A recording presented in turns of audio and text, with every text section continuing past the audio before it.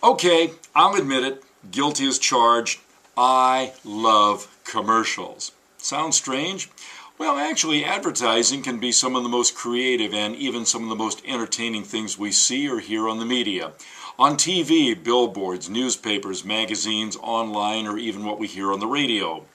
I've also had some experience with marketing, which, by the way, is different from sales in that marketing anticipates people's needs as to what they want and then thinks of products and other services as to how to meet those needs and then convince people to buy. It's all fascinating. But then there are lots of ethical questions that come about and arise in how we go about gathering information on consumer demands and how we desire those products and services and how we get the ideas out to people. And there are worries that some people can be convinced to buy just about anything without thinking about the cost, what it may do to their own budgets, or whether they even should have some item at all. Now then, take for instance an agreement between two people to sell and buy something. Now that's a simple situation where both come together in something we call a prima facie agreement. And it does meet the ethical conditions in that it's free will, that people respect each other, and that they both end up better off because of the deal they're doing. But questions will start to arise when you ask just how free the people are to make those purchase and sale decisions and some other values that might come up. Are both really able to do the deal? Is someone just out to make a quick buck without regard to the other's well-being with that product or the service? Are there real benefits rather than just perceived benefits? And what else about a transaction might eventually come into play that may not be evident at first but turns into a big problem later? Well, with that, we start out with the concept of responsibility. A simple enough term, we hear it all the time, don't we? But just what is responsibility? Well, responsibility is basically where it's up to producers to make products that are safe and do what they're supposed to do and not cause harm to others. Now, responsibility takes on a couple of forms. Who or what is the cause of something that happens, and who would be accountable for what does happen. And beyond that, is there a determination of who or what is at fault? Have you ever met someone and you need to count your fingers after you shake hands with them? Well, this may be a way of looking back at one of the original business concepts. It's the Latin term we call caveat emptor. In English, that means let the buyer beware. Basically, the deal was that it was the buyer's tough luck if he or she got a bad deal. In other words, if you're buying something, it's up to you to make sure that you know what you're buying and everything you can about it. The philosophical argument here is that business is only responsible to provide a good or a service at an agreed upon price. Now here's the problem the caveat emptor approach potentially creates. If a business only needs to provide a good or a service, then there's no relation between the buyer and every other person or company that helped produce the item. That means that if a customer gets harmed, there would be no connection to whoever along the line would actually be at fault. So now we start getting into what we call tort standards. And under this we have the idea of negligence.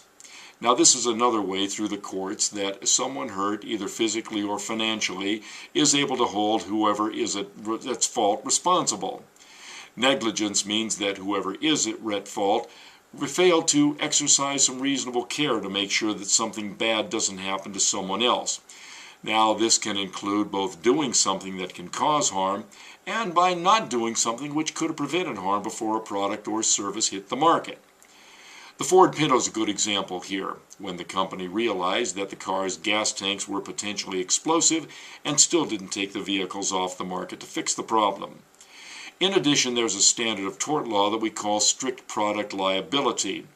Now, in strict product liability, the courts have held that even in cases where no one was directly at fault and there was no real negligence in a product injury, the manufacturer could still be held accountable and even have to pay damages. Now, you might wonder, how is this fair? And yes, indeed, there can be questions of how this is justifiable.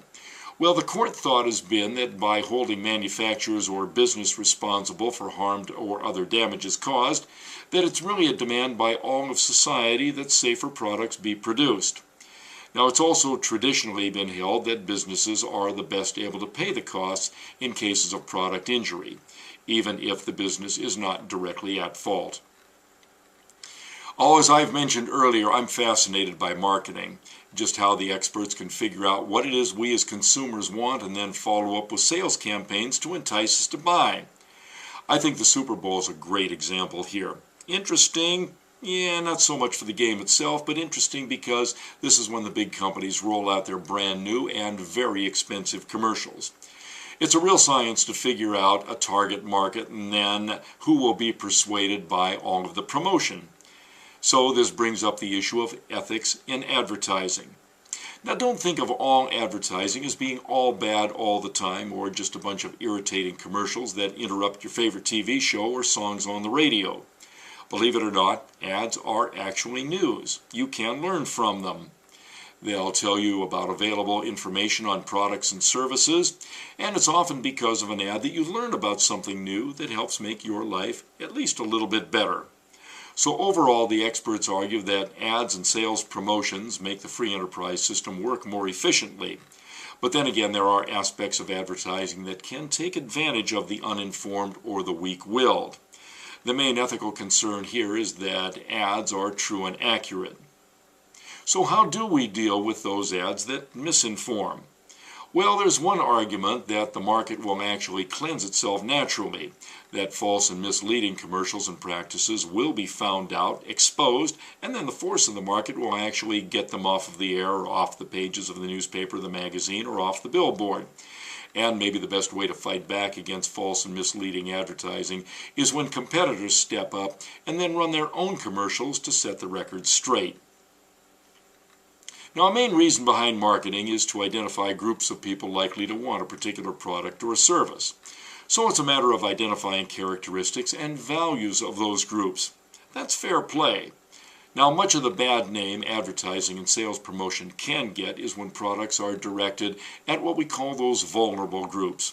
Some examples are promoting alcohol to the lower incomes, or maybe those who have just lost their jobs, maybe high-nicotine tobacco to some minorities, or unduly expensive insurance policies to the elderly or others who can be frightened into buying some coverage they really may not need. So there's an increasing emphasis on making sure that businesses do not take advantage of the vulnerable through their marketing and promotions campaigns. Now, we live and work in a global economy, and the world is getting smaller all the time. Now, it's been said that there is no such thing as an American car anymore, or a Japanese or a German car for that matter. That's because there are so many subcontractors that make parts all over the world. So when problems arise, there are the questions of really who is responsible when something goes wrong. And this brings up a newer concept we're seeing, and it's called supply chain responsibility. And the basic thought behind supply chain responsibility is that contractors or representatives down the line still represent the main company, and that the main firm has to take responsibility for those actions taken or not taken by those down the line.